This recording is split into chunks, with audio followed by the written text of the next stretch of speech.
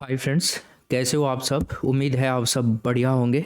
और अब हम 85 क्वेश्चंस अभी जस्ट करने वाले हैं। और ये एक आपका नया पेपर हम शुरू कर रहे हैं। बहुत ही शानदार पेपर है।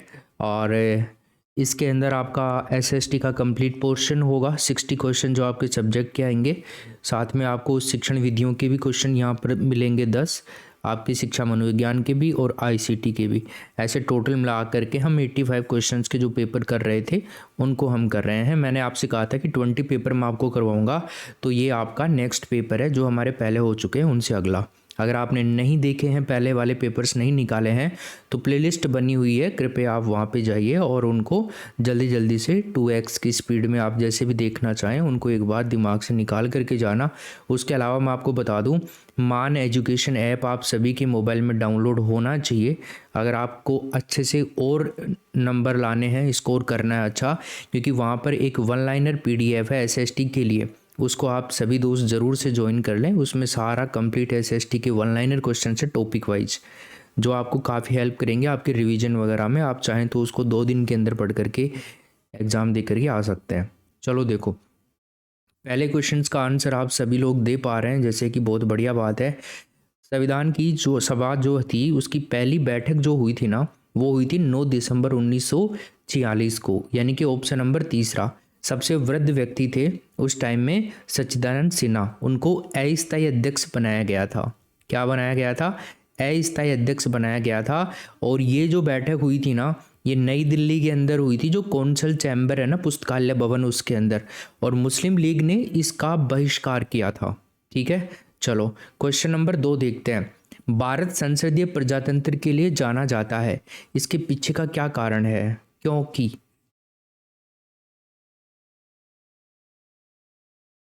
हम्म देखो, भारतीय संविधान है ना, संसदात्मक शासन प्रणाली की स्थापना करता है। क्योंकि राष्ट्रपति जो है वो ध्वज मात्र के अध्यक्ष होते हैं, और वास्तविक शक्तियां जो होती हैं ना, वो मंत्रिमंडल के अंदर निहित होती हैं, जो संसद के प्रति उत्तरदायी होती है।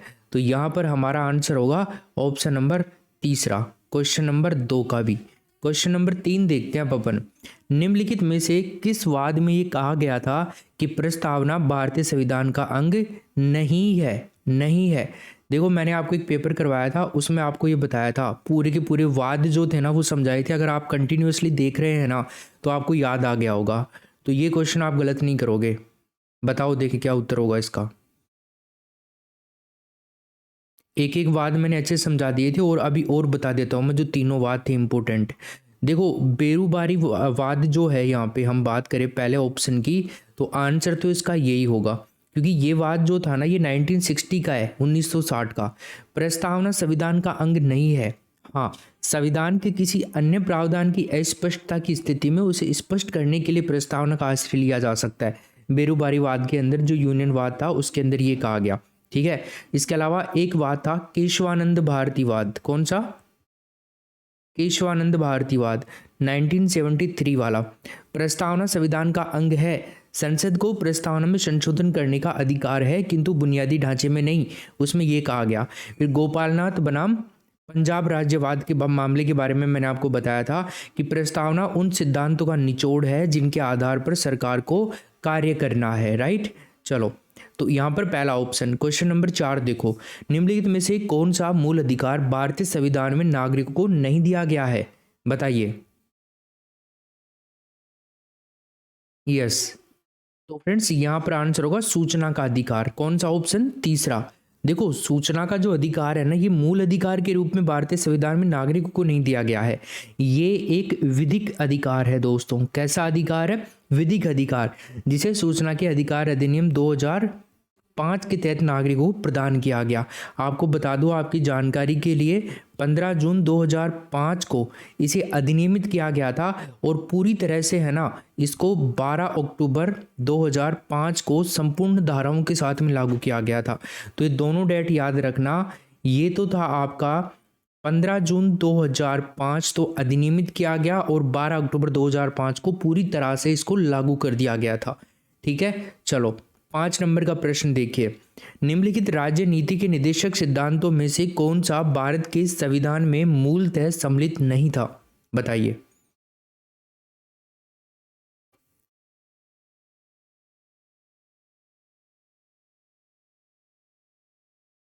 देखो, पुरुष और स्त्री को समान रूप से जीविका की पर्याय साधन प्राप्त करने का जो अधिकार है ना, वो आर्टिकल 39 के अंदर है। तो ये सम्मिलित नहीं था, ठीक है, नीति के निर्देशक तत्वों में नहीं आएगा ये। इसके अलावा अगर हम बात करें ना, ग्राम पंचायतों का संगठन आर्टिकल 42 मौलिक अधिकार है, राइट। इसके अलावा उद्योगों के प्रबंधन के कर्मकारों की सहभागिता, और एक है कृषि और पशुपालन का संगठन। यहाँ ओ सॉरी ये तो सही है ना 39, तो ये तो आएगा, ये तो 39 तो आएगा ना, 39 तो है ही ना नीति निर्देशक सिद्धांतों में, ये भी आएगा, ये भी आएगा, ये नहीं आएगा दोस्तों। और कृषि और पशुपालन का संगठन, ये 48 नंबर का आर्टिकल आपने पढ़ रखा होगा, उसमें है ये। तो हमारा आंसर क्या होगा यहाँ पे, तीसरा ऑप्शन करेक्ट आंसर हो जाएगा। उद्योगों के प्रबंध में कर्मकारों की सहभागिता, यहाँ पे ये आंसर सही होगा। 6 नंबर का प्रश्न देखिए, किसी निर्देशक सिद्धांत पर गांधी के नैतिक दर्शन का प्रत्यक्ष प्रभाव है।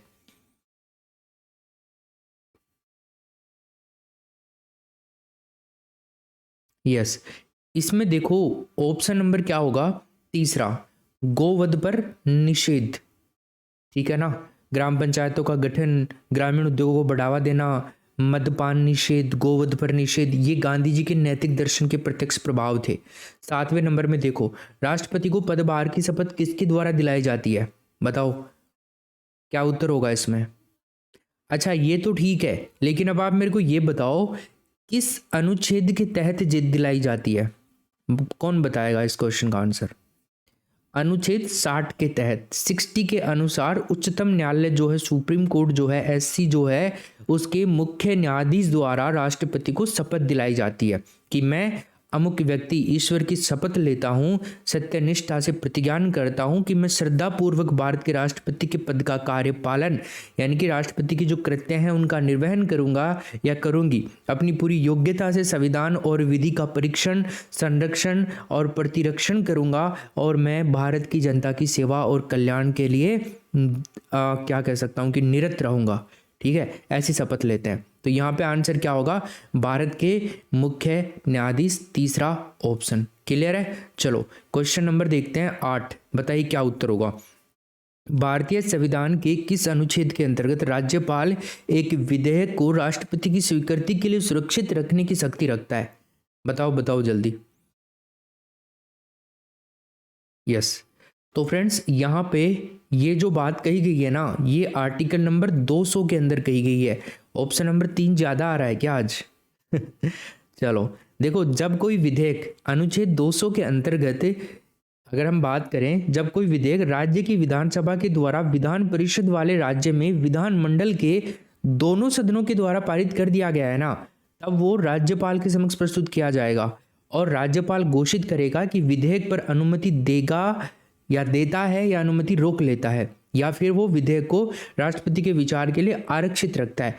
परंतु ये, और कि जिस विधेयक से उसके विधि बन जाने पर राज्यपाल की जो राय है, उसमें उच्च न्यायालय की शक्तियों का ऐसा अलंकरण होगा दोस्तों कि वो उसके स्थान पर जिसकी पूर्ति के लिए वो न्यायालय इस संविधान द्वारा एक परिकल्पिक हो जाएगा, मतलब एक क्या हो जाएगा, संकट उत्पन्न हो जाएगा। ऐसे समझ लीजिए कि उस विधेयक पर राज्यपाल अनुमति नहीं देगा, किंतु उसे राष्ट्रपति के विचार के लिए आरक्षित रख सकता है। इतना सिंपल शब्दों में देखो आप। 9 नंबर का क्वेश्चन देखिए, भारत के अगले राष्ट्रपति के निर्वाचन की निश्चित की गई तिथि के बारे में बताओ। ये आप यहाँ पे 22 कर लीजिए, है ना, 12 नहीं है, सभी में 22 कर लो, ये बाई मिस्टेक के 12 हो गया, इसमें 22 कर लीजिए आप।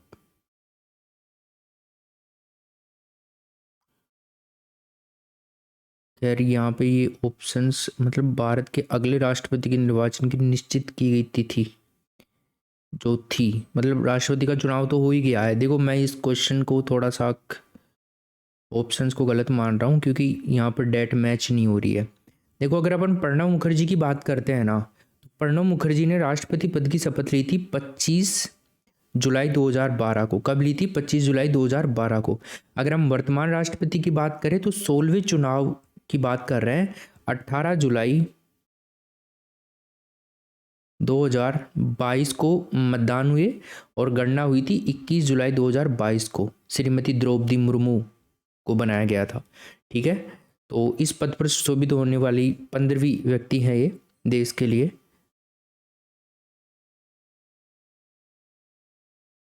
15वीं क्यों है आपके दिमाग में आ रहा होगा? क्योंकि देश के पहले जो राष्ट्रपति थे राजेंद्र प्रसाद, उनको लगातार 2 बार राष्ट्रपति चुने जाने के कारण दोनों क्रमों का अंतर जो है ना वो एक ही आ जाता है ना। चलो आगे चलते हैं अपन। तो 9 हो गया आपका। 10 नंबर का क्वेश्चन देखिए। इस संविधान संशोधन ने यह निश्चित किया कि प्रधानमंत्री को मिलाकर मंत्रियों की कुल संख्या लोकसभा सदस्य की कुल संख्या का 15% से अधिक नहीं हो सकती है। बताओ। चलो मैं इतना बता देता हूँ, 2003 में हुआ था, 2003 वाला संशोधन। अब तो बताओ आर्टिकल 75 के अकॉर्डिंग। अभी नहीं बता पा रहे हो? 91, अमेंडमेंट नंबर 91, संविधान संशोधन 91। ठीक है चलो, जैसे हम बात करें 543 में से 81 सदस्य जो हैं प्रधानमंत्री सहित, इससे ज़्यादा नहीं हो सकते मंत्री। चलो 11 नंबर का क्वेश्चन देखें। संसद में प्रस्तुत विधेयक कानून बनता है जब, कब कानून बनता है? जब राष्ट्रपति द्वारा हस्ताक्षर किया जाए। ठीक है, लेकिन मैं आपको बता दूं कोई विधेयक तब तक कानून नहीं बन सकता है जब तक राष्ट्रपति इसकी अनुमति नहीं देता, पर देनी भी पड़ती है राष्ट्रपति को वैसे भी। निम्नलिखित में से कौन राज्यसभा सदस्यों का चुनाव करता है? बताइए।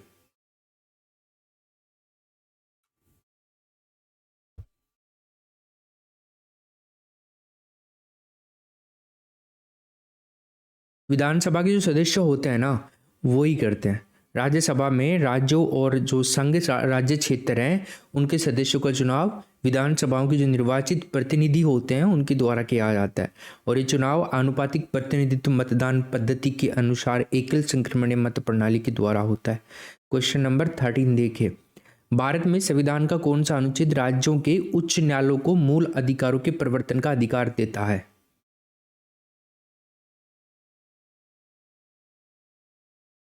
ठीक है, 226 नंबर का आर्टिकल, ऑप्शन नंबर क्या होगा? तीसरा।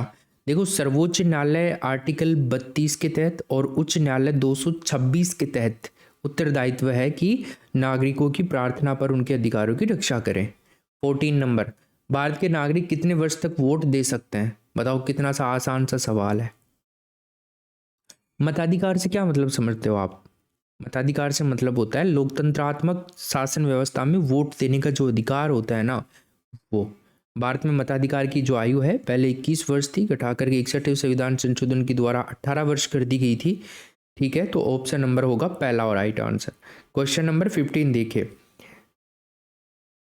नीचे दिए गए राज्यों का भारत संघ के संपूर्ण राज्य का दर्जा प्राप्त होने का सही कालक्रम कौन सा है?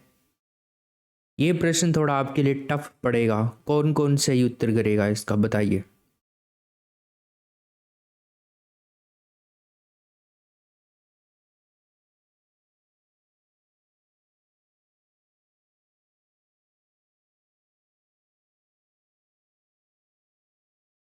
जल्दी बता दो।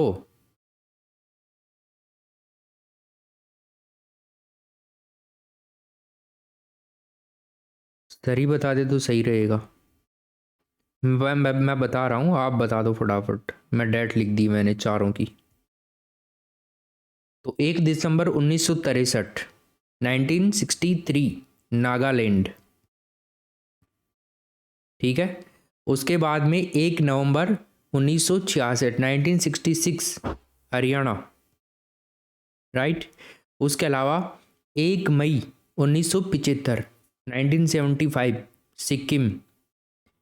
और बच गया कौन सा? अरुणाचल प्रदेश। ठीक है, 20 फरवरी 1987, 1987। तो यहाँ पे आंसर क्या होगा? नागालैंड, हरियाणा, सिक्किम और Arunachal Pradesh. B option correct answer जाएगा हमारा इसका। ठीक है चलो, क्वेश्चन नंबर 16 देखिए। सिंधु घाटी के निवासियों की सभ्यता को जानने का मूल स्रोत है वहां पाई गई मोहर, बर्तन, जेवर, हथियार, औजार, मंदिर और लिपि। यस, ऑप्शन नंबर क्या होगा friends? B option correct answer हो जाएगा इसमें। निम्न में से किस ग्रंथ में सबसे पहले देवकी के पुत्र कृष्ण का वर्णन किया गया?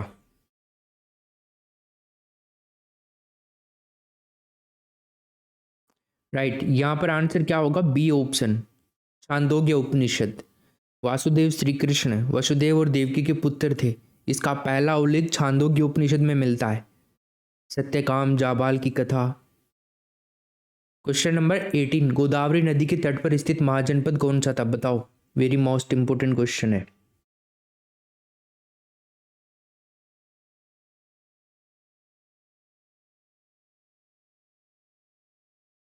अश्मक, तीसरा ऑप्शन।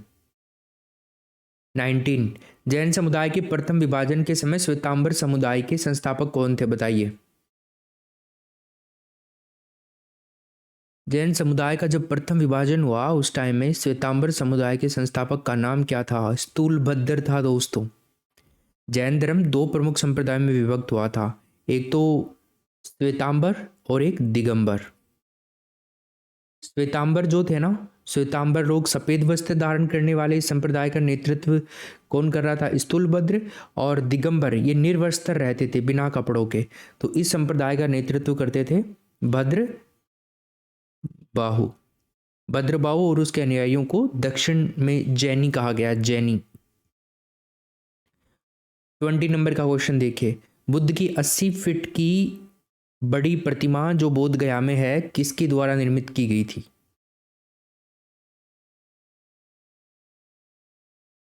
जापानियों के द्वारा। नंबर 1 ऑप्शन होगा जापानियों के द्वारा। ग्रेनाइट और बलुआ पत्थर से बनी हुई है, इसका निर्माण के अंदर 7 साल लगे थे पूरे, 7 year, long time. Question number 21, Ashok के शिलालेखों को पढ़ने वाला प्रथम अंग्रेज का नाम बताइए। यस, तो फ्रेंड्स अशोक के जो शिलालेखों को पढ़ने वाला प्रथम अंग्रेज था उसका नाम था जेम्स प्रिंसेप, ऑप्शन नंबर तीसरा। ठीक है, इसको सफलता मिली थी 1837 के अंदर। प्राकृत भाषा में लिखे हुए हैं, ब्रह्मी लिपि के अंदर अशोक के ज्यादातर लेख। सांची का स्तूप किस राज्य में है? बताओ।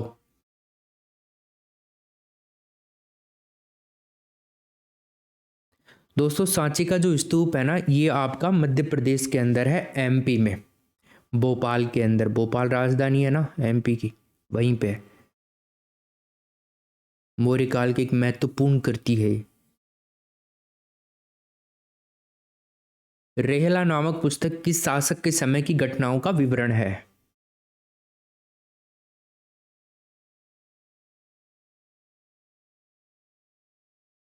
मोहम्मद बिन तुगलक, डी ऑप्शन होगा इसमें। एक व्यक्ति था जिसका आपने नाम सुना होगा, इब्न बतूता। ये क्या है ना, एक अफ्रीकी यात्री था, मोरक्को का मूल निवासी था ये। मोहम्मद बिन तुगलक के कार्यकाल में भारत आया था। मोहम्मद बिन तुगलक ने इसको दिल्ली का काजी बना दिया था और बाद में 1342 के अंदर उसको सुल्तान का राजदूत बना करके चीन भेज दिया था। इब्न बतूता ने किताब उल रेहला नामक अपनी पुस्तक के अंदर अपनी यात्रा के विवरण के अंदर प्रस्तुत किया। तो ये कहानी है इसकी। अकबर काल में भू राजस्व व्यवस्था की एक प्रसिद्ध नीति आइन ए दहसाला पद्धति किसके द्वारा निर्मित की गई थी? बताइए।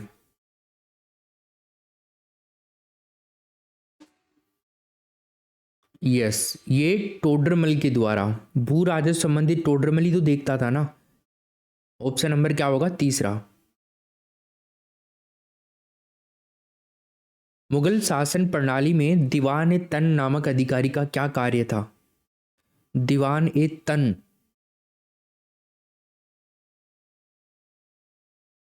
नगद वेतन से संबंधित था ये, है ना, तो इसमें वेतन संबंधी मामलों को देखना, तीसरा ऑप्शन होगा सही उत्तर। 26, महाराणा प्रताप की जन्म स्थली बताइए। उदय सिंह की रानी जयवंता बाई, पाली नरेश अखिराज सोनगरा की पुत्री की कोख से महाराणा प्रताप का जन्म हुआ था 9 मई 1540। कुंभलगढ़ के प्रसिद्ध बादल महल जूनी कचहरी के अंदर इनके बचपन का नाम था कीका। ऑप्शन नंबर 30 चौथा हो जाएगा इसमें राइट आंसर। 27 देखिए, आमेर राजा बिहारी मल की पुत्री का विवाह अकबर के साथ कहाँ हुआ?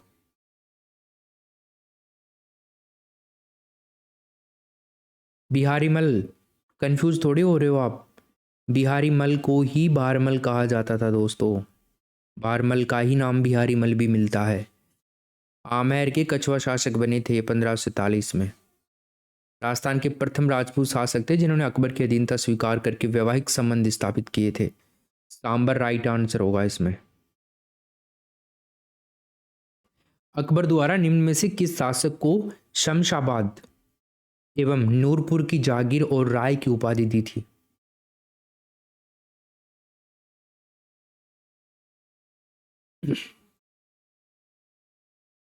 महाराजा राय सिंह 1593।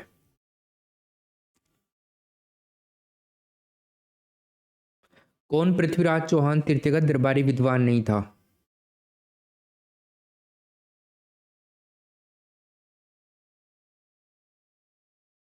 विद्यापति गौड़ भी था, वागीश्वर जनार्दन भी था, विश्वरूप भी था, सारंगधर नहीं था। पृथ्वीराज तृतीय के जो समकालीन लेखक जो थे उनके बारे में भी हम बात करें, जयानक, जनार्दन, चंद्रबरदाई, आशाधर, विद्यापति गौड़, विश्वरूप, पृथ्वी भट्ट, ये सब थे, सारंगधर नहीं थे। 30 नंबर का क्वेश्चन देखिए, बताइए गांधी से हुए पूना समझौता जो पैक्ट था, पूना पैक्ट, उस पर निम्न में से किसने हस्ताक्षर दिए थे? भीमराव अंबेडकर, एम एन रॉय, वल्लभ भाई पटेल और अब्दुल क्यूब खान। यस, तो यहाँ पर पहला ऑप्शन ही हमारा सही उत्तर हो जाएगा। भीमराव अंबेडकर के मध्य में हुआ था ये, गांधी जी और भीमराव अंबेडकर के मध्य में 26 सितंबर, ये डेट याद रखना, 1932, वेरी मोस्ट इम्पोर्टेंट है। इसके तहत क्या है ना, दलितों के लिए पृथक निर्वाचन व्यवस्था समाप्त कर दी गई थी और अलग अलग प्रांतीय विधानमंडलों में दलित वर्ग के लिए 148 सीटों पर आरक्षण दिया गया था। दूसरे केंद्रीय विधानमंडल में 18% सीटों पर दलित वर्ग के लिए आरक्षित की गई थी। 31, 22 दिसंबर 1999 को पूर्णिमा के चंद्रमा के सामान्य से अधिक चमकदार होने के लिए मुख्य उत्तरदायी कारक कौन सा था?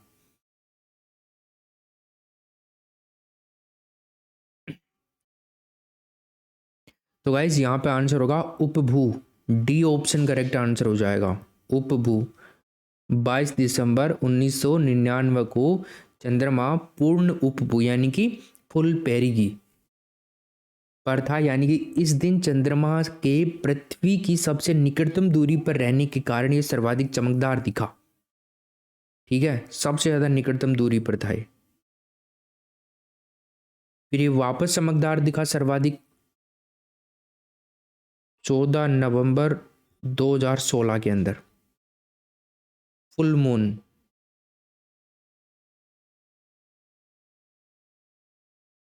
ये जो स्थिति बनती है ना दोस्तों, इस स्थिति को सुपर मून भी कहते हैं। 60 वर्ष के अंदर ये एक आता है चमकदार बड़ा। तो बताइए 32 में ग्रीनविच के 75 डिग्री पूर्वी देशांतर का प्रति ध्रुवीय देशांतर क्या है?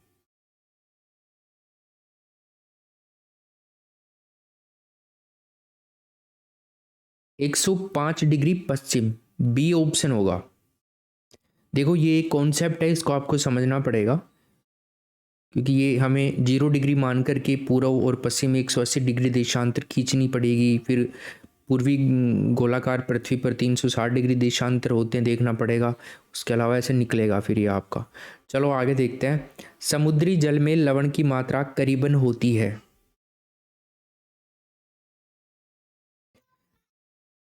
35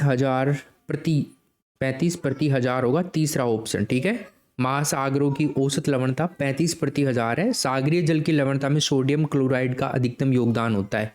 34 में देखिए, निम्न में से कौन सा माल्टा कहाँ अवस्थित है? माल्टा कौन से सागर में है? माल्टा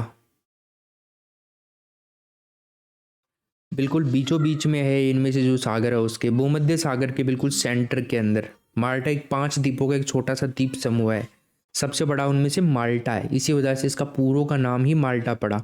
माल्टा, गोजो, कोमिनो, फिल्फा। चलो विश्व की सबसे ताज़ा पानी की झील के बारे में बता दीजिए आप मेरे को, कौन सी है? सबसे ताज़ा पानी की है लेक सुपीरियर, तीसरा ऑप्शन हो जाएगा। World's largest fresh water lake, lake superior Canada के अंदर है। कनाडा और यूएसए के मध्य में है ये। 5 महान झीलों में से एक है ये।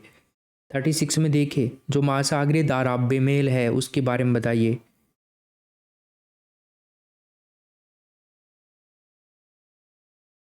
उत्तरी भूमध्य सागरीय धारा, गल्फ स्ट्रीम, उत्तरी अटलांटिक ड्रिफ्ट और कैलिफोर्निया धारा। देखो यहाँ पर जो कैलिफोर्निया धारा है ना, ये कैलिफोर्निया की एक ठंडी धारा है। उत्तरी प्रशांत जो धारा है ना, उसी का एक विस्तार मानी जाती है, क्योंकि ठंडे क्षेत्रों में गर्म क्षेत्र की ओर बहती है ना, इसलिए इसे कैलिफोर्निया की ठंडी धारा कहते हैं। बाकी विकल्पों में जो धाराएं हैं ना, ये गर्म धाराओं का उदाहरण है, ठीक है, इसलिए ये अलग है। यहाँ पे डी ऑप्शन हमारा राइट आंसर होगा। 37 देखो, विश्व में ज्वार भाटे की सबसे अधिक ऊंचाई अंकित की गई है, कहाँ पर की गई है बताइए। तो फ्रेंड्स ये की गई है फंडी की खाड़ी में, पहला ऑप्शन सही उत्तर होगा इसमें। विश्व का सबसे ऊंचा जो ज्वार है ना, यानी कि ज्वार परिसर फंडी की खाड़ी में आता है, अमेरिका के अंदर ही है ये। किस वर्ष में सोवियत संघ रूस बना?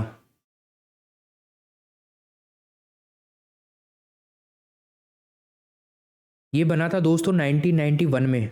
तीसरा ऑप्शन सही उत्तर होगा इसमें। मरुस्थल और देश सुमिलित करो। नूबियन मैक्सिको, सोनोरन ऑस्ट्रेलिया, चिहुआहुआन चीन, अटाकामा चिली। ये तो आपने देख लिया होगा, नाम से पता लग गया चीन, सही है ये तो। चलो ये तो आंसर नहीं होगा इसका, मतलब सुमेलित है, मरुस्थल और देश सुमेलित है पर ये नहीं है दोस्तों, आप समझ रहे होंगे। सोनोरन, नूबियन, देखो नूबियन जो मरुस्थल है ना, ये सारा रेगिस्तान का जो पूर्वी क्षेत्र है ना, जहाँ पे नील नदी और लाल सागर के बीच वाला जो क्षेत्र है, वहाँ पर है ये। सूडान और उत्तरी जो इरिट्रिया है ना, वहाँ पे। तो ये आंसर इसमें गलत है। इसके अलावा हम बात करें सोनोरन की, तो सोनोरन मरुस्थल है ना, उत्तरी अमेरिका के अंदर है, नॉर्थ अमेरिका के अंदर। मैक्सिको का सबसे गर्म मरुस्थल है ये। और चिहुआहुआन मरुस्थल भी मैक्सिको के अंदर ही है, चीन में नहीं है। इसके अलावा ये वाला सही है, अटाकामा चिली। डी ऑप्शन सही उत्तर हो जाएगा हमारा। समझ में आ गया? चलो आगे चलते हैं। 40 देखिए अब आप। वायुमंडल की परत जिसके कारण पृथ्वी पर रेडियो संचार संभव है, बताइए कौन सी है वो?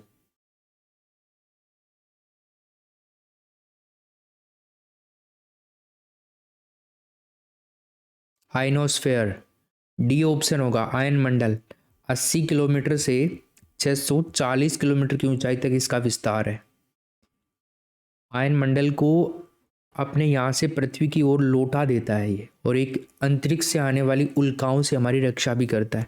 41 देखो, ध्रुवों की ओर विक्षेपण बल, बताओ घटता है, बढ़ता है, स्थिर रहता है या कोई परिवर्तन नहीं होता? अस्थिर रहता है, बढ़ता है दोस्तों, ये बी ऑप्शन होगा इसमें। निम्नलिखित में से कौन सा एक ठंडी पवन का उदाहरण नहीं है, बताओ?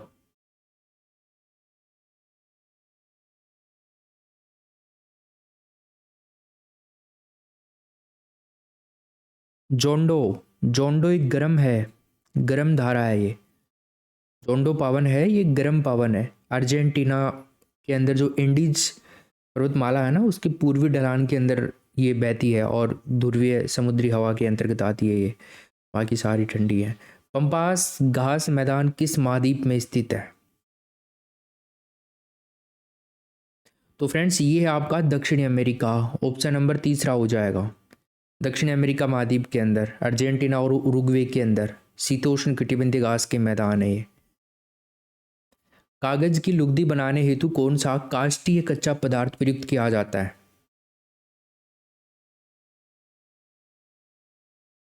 ऑल राइट फ्रेंड्स, ये है पॉपुलर। बी ऑप्शन सही उत्तर होगा इसमें, ठीक है ना। चलो नेक्स्ट क्वेश्चन देखते हैं। श्रीलंका में कॉफी की कृषि किस रोग के कारण बंद कर दी गई?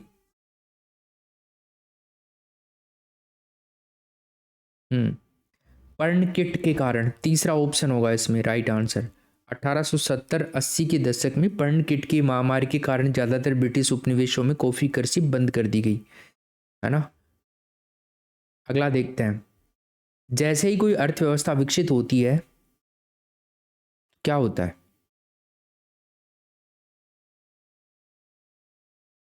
बढ़िया। राष्ट्रीय उत्पाद में कृषि का हिस्सा गिर जाता है, उद्योगों का हिस्सा बढ़ जाता है और कृषि में नियोजित व्यक्तियों की संख्या में कमी हो जाती है। तो राइट आंसर क्या होगा फ्रेंड्स? यहाँ पे डी ऑप्शन करेक्ट आंसर हो जाएगा अपना। भारतीय उद्योग को ब्रिटिश आर्थिक नीतियों से बर्बाद हो गए भारतीय उद्योग जो, निम्नलिखित में से कौन से हैं वो?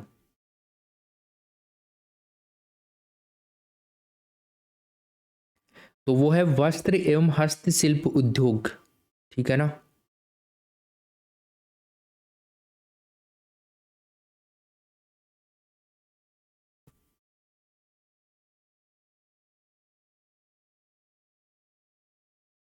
निम्न में से किसने ये मत प्रदान किया कि 21वीं शताब्दी में विश्व व्यवस्था में तनाव व संघर्ष में वृद्धि होगी, किंतु इस संघर्ष का स्वरूप विचारधारात्मक, राजनीतिक अथवा आर्थिक न होकर के सांस्कृतिक होगा?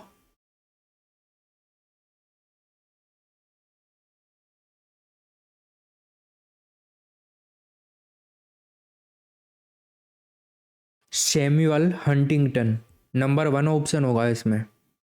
49 देखिए, बौद्धिक संपदा अधिकारों के अंतर्गत कौन से क्षेत्र आते हैं? बता दीजिए मेरे को क्या उत्तर होगा इसमें। तो फ्रेंड्स यहाँ पे होगा आपका कॉपीराइट, ट्रेडमार्क, पेटेंट, उपरोक्त सभी, ठीक है, इसमें सारे आएंगे। खाद्यान्नों का बफर स्टॉक कौन सा विभाग रखता है? बताइए। ठीक है, भारतीय खाद्य निगम रखता है, ऑप्शन नंबर बी होगा इसमें राइट आंसर। बफर स्टॉक भारतीय खाद्य निगम, एफसीआई, गेहूं, चावल, अनाज के जो पर्याप्त भंडार है ना वो यहीं पे। भारत में दशमलव मुद्रा प्रणाली कब से शुरू हुई थी? 1 अप्रैल 1957 से। पहला ऑप्शन होगा दशमलव टंकन प्रणाली, डेसिमल कॉइनेज सिस्टम। कौन सा बैंक किसानों को दीर्घ अवधि का ऋण देता है? बताओ।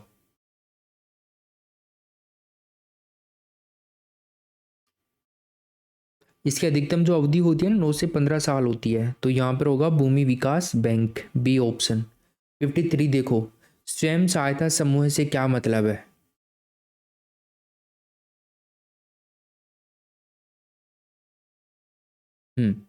गरीब व साधनहीन 15 से 20 लोगों की छोटी छोटी बचतों व परस्पर सहायता प्रदान करना।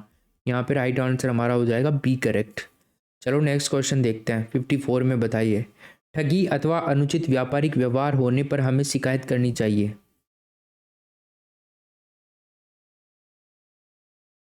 उपभोक्ता संरक्षण मंच को करनी चाहिए, पहला ऑप्शन होगा इसमें। 55 देखो, भारत को मिश्रित अर्थव्यवस्था किसके अस्तित्व के कारण कहा जाता है?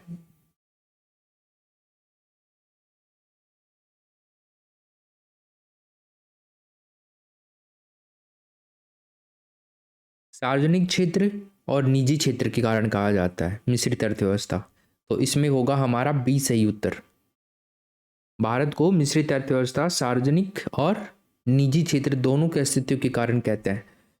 किसी देश में आर्थिक समृद्धि अनिवार्य रूप से होगी यदि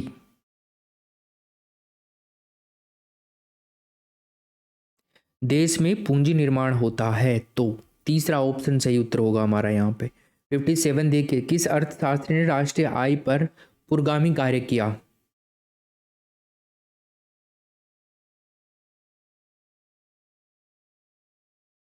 वी राव। इन्होंने 1925 से लेकर के 1929 तक की अवधि के लिए 76 रुपये वार्षिक, सॉरी प्रति व्यक्ति वार्षिक आय बताई थी।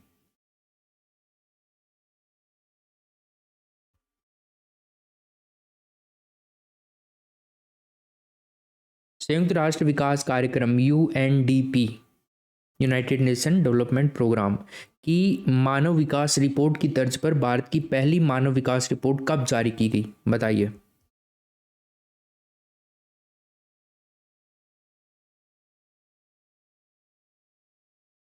भारत में योजना आयोग की जो पहली नेशनल ह्यूमन डेवलपमेंट रिपोर्ट 2001 थी, एक में जारी की गई थी। तो यहाँ पे हमारा आंसर होगा बी ऑप्शन, ठीक है, जो कि 2002 में प्रकाशित हुई थी। नेक्स्ट क्वेश्चन है 59 नंबर का, एक राष्ट्र एक राशन कार्ड योजना कब शुरू की गई बताइए। एक राष्ट्र एक राशन कार्ड योजना 2018 में शुरू हुई थी दोस्तों। 60 नंबर का क्वेश्चन देखिए, मुद्रा का निम्नलिखित में से कौन सा मुख्य कार्य है। तो मुद्रा का मुख्य कार्य मूल्य का मापन, डी ऑप्शन करेक्ट आंसर होगा आपका। 61 देखिए, प्रभावशाली शिक्षक बनाने के लिए आवश्यक क्या है।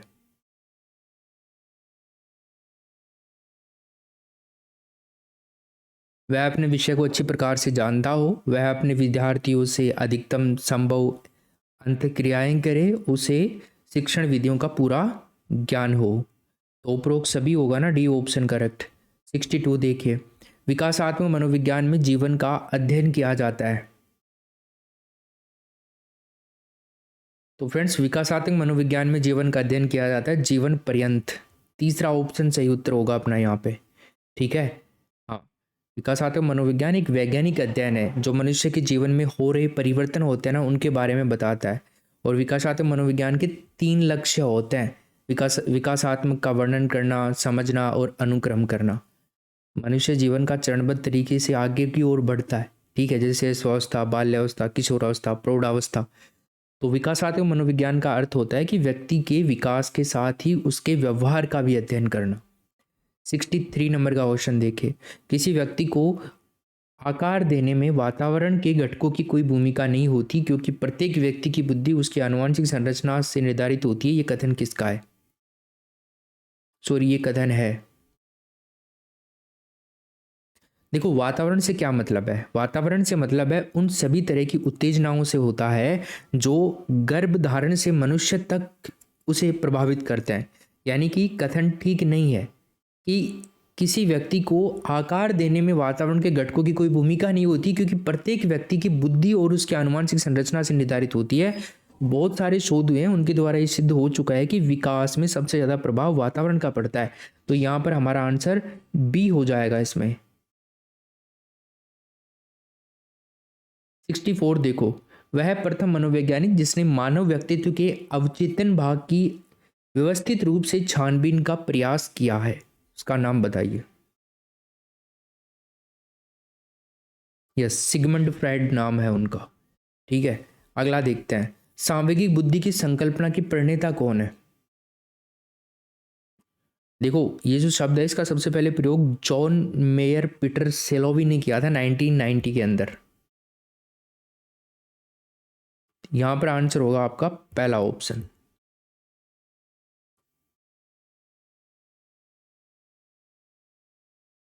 निम्नलिखित में से किसने अधिगम को व्यवहार के परिणाम स्वरूप व्यवहार में परिवर्तन कहा है, बताइए।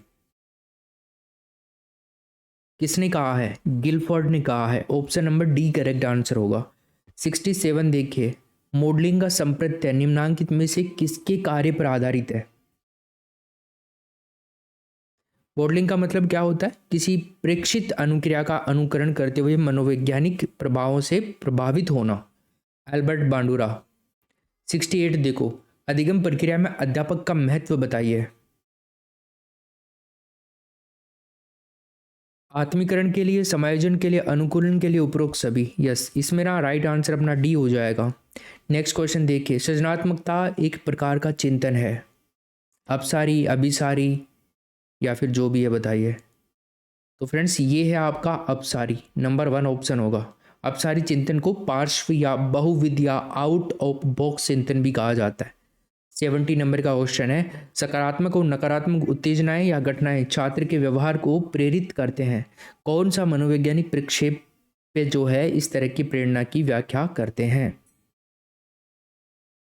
तो फ्रेंड्स, यहाँ पर होगा आपका व्यवहार, बी ऑप्शन। 71 में बताइए, वह स्वचालित इलेक्ट्रॉनिक जो प्रोग्राम के नियंत्रण द्वारा दिए गए अपरिष्कृत आंकड़े को अर्थपूर्ण सूचनाओं में परिवर्तित कर सकती है, क्या कहलाती है। ये कहलाती है friends computer, B option. Computer अपरिष्कृत आंकड़े जो होते हैं उनकी सूचनाओं को परिवर्तित करता है और कंप्यूटर को दिए जाने वाले जो अपरिष्कृत आंकड़े होते हैं आगम यानी कि इनपुट कहलाते हैं। 72, किस मेमोरी में डाटा का प्रोग्राम अस्थायी रूप से संग्रहित रहते हैं? अस्थायी अस्थायी मेमोरी कौन सी होती है? रैम होती है ना। कंप्यूटर बंद करने पर खत्म सब कुछ मामला। 73। ब्रॉडकास्टिंग नेटवर्क किसका उदाहरण है बताओ?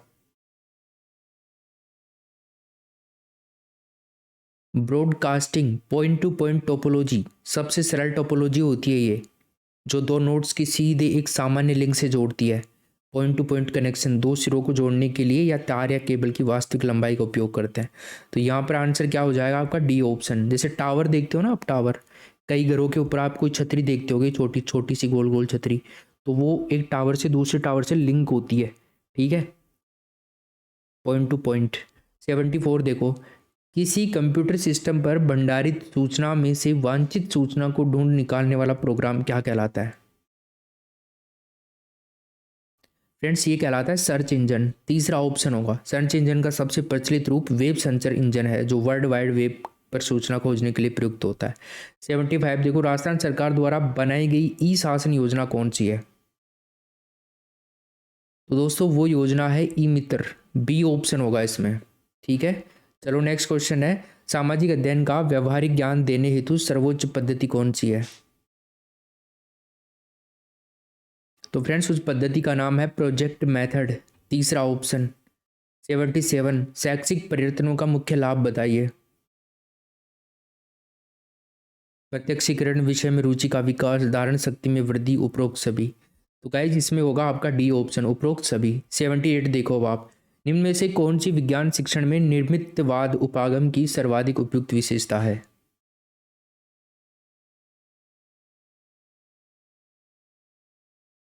तो दोस्तों यहाँ पे आंसर होगा आपका विद्यार्थियों को अनुभवात्मक अधिगम उपलब्ध कराना।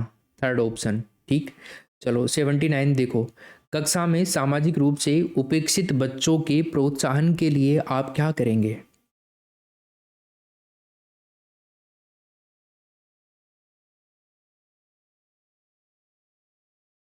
हाँ जी, समाज के रीति रिवाजों का विश्लेषण करेंगे, बिल्कुल करेंगे। चार ऑप्शन, बड़ी लाइन नहीं करेंगे, ठीक है ना। तीसरा ऑप्शन करेंगे। 80 में देखो, भारतीय बहुलतावादी समाज में सामाजिक विज्ञान की पाठ्य पुस्तकों को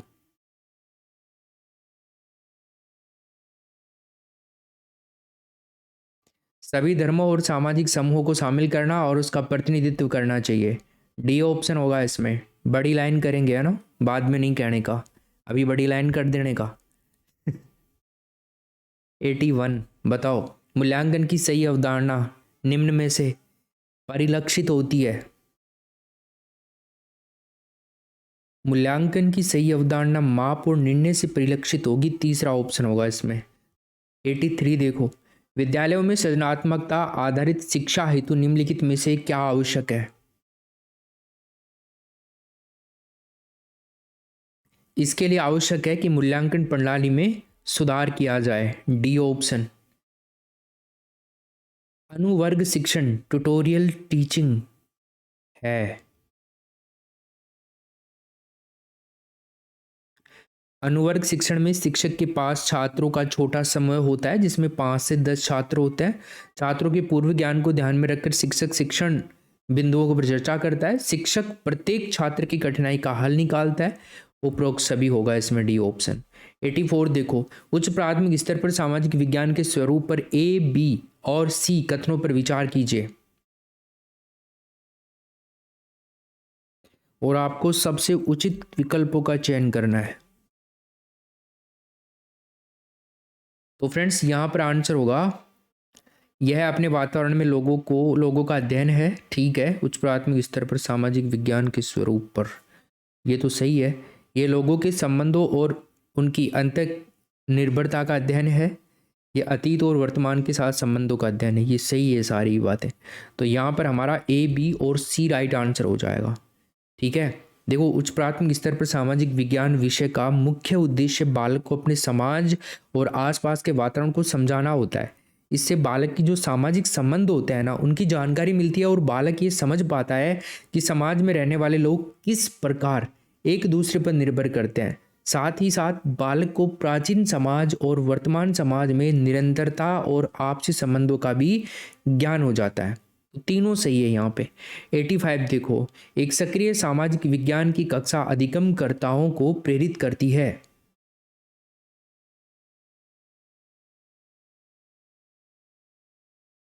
तो फ्रेंड्स यहाँ पर आंसर होगा चुनौतीपूर्ण प्रोजेक्ट में भागीदार बनाना। डी ऑप्शन आपका इस क्वेश्चन में सही उत्तर हो जाएगा। और अंत में इम्पोर्टेंट बात, मान एजुकेशन ऐप आप सभी दोस्त डाउनलोड करें जिसने नहीं कर रखा है, और वहाँ पर आपके लिए एक वन लाइनर PDF है, उसको आप ज्वाइन करो 77 रुपीज़ के अंदर। मज़ा आएगा आपको। पूरी वन लाइनर PDF है, आप चाहें तो उसको 2 दिन के अंदर पढ़ सकते हैं, आपका कंप्लीट रिवीजन हो जाएगा उससे। उसके अंदर बहुत सारे इंपॉर्टेंट क्वेश्चन है टॉपिक वाइज, अर्थव्यवस्था के भी हैं, हिस्ट्री के भी हैं, और सारे लगभग आपको मिल जाएंगे वहाँ पे। इसके अलावा अगर आप चाहते हैं कि आपको वीडियो क्लासेज वाला कोई कोर्स चाहिए तो जस्ट 99 रुपीज़ के अंदर कंप्लीट वीडियो क्लासेज की कोर्सेज यहाँ पर अवेलेबल हैं, ठीक है। तो आप ज्वाइन कर सकते हैं। कोई भी आपका सेक्शन वीक है तो आप उसको यहाँ पर देख सकते हैं। स्पीड के लिए आप X3 भी कर सकते हो अपने यहाँ पे स्पीड, ठीक है। काफ़ी स्पीड बढ़ा करके आप देख सकते हो, जैसे आपको बड़ी क्लासें हैं तो उनको जल्दी जल्दी देखना है तो आप देख सकते हो, ठीक। तो ये सब चीज़ें हैं। 3 बजे अपन फिर मिलेंगे कल नेक्स्ट क्लास के अंदर ऐसा ही महत्वपूर्ण पेपर लेकर के। और मान एजुकेशन टेलीग्राम ज्वाइन कर लेना, वहाँ पर सभी कक्षाओं के लिंक आपको मिल जाते हैं। अगर आप टेलीग्राम ज्वाइन नहीं करना चाहते हैं तो आप इस व्हाट्सएप नंबर के ऊपर मैसेज कर दें, रीट मीन्स SST, आपको ग्रुप में ऐड कर देंगे और आपको डेली क्लासेज के लिंक वगैरह मिल जाएंगे, ठीक है। ये नंबर है, इस नंबर के ऊपर। Thank you so much, bye. Like और शेयर करके जाइएगा।